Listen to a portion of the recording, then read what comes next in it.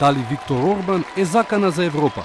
Што да се прави со Орбан и неговото неформално лидерство на совранистите во Европската Унија? Витезот на антиимиграцијската политика и Вишеградската група, познат по своите крстоносни борби против муслиманите, малцинствата, медиумите и невладините, со други зборови, закана за фундаменталните принципи и права на Европската Унија.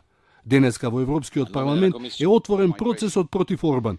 На маса е извештајот на европарламентарката Јудит Саргентини и парламентот утре ќе гласа околу почитувањето или не на човековите права во Унгарија, нешто што може да доведе до санкции и активирање на членот 7, што пак може да доведе до суспензија на гласачкото право на Унгарија во Советот на ЕУ. The report covers a wide range of measures in different areas taken by the Hungarian authorities over the last years, which give rise to serious concerns from the perspective of our common EU values. In this context, let me stress that democracy in our member states, in our European Union, cannot exist without the rule of law and the respect for fundamental rights. They go together.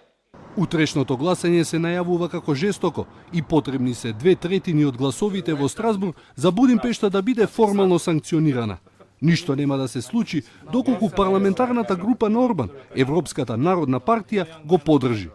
Но, по генералниот екстремно десничарски подем во Европа, искуството со поддршката на Груевски, популистичката власт во Италија, па и последниот подем на неонацистите во Шведска, токму европските народњаци се под посебен надзор. Многумина пратеници, дури и меѓународњаците, сметаа дека е дојдено време да се испрати силна порака, особено во пресред на европските избори следната година.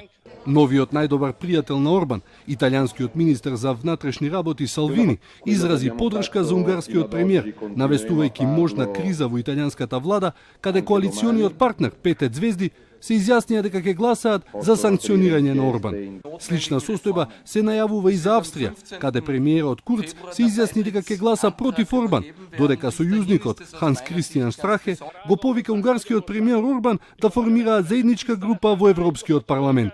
Во оваа загрејана клима дојде и обраќањето на Орбан, кој истакна дека си ја брани татковината и дека според него одлуката веќе била донесена. Tisztelt elnök úr, tisztelt képviselők!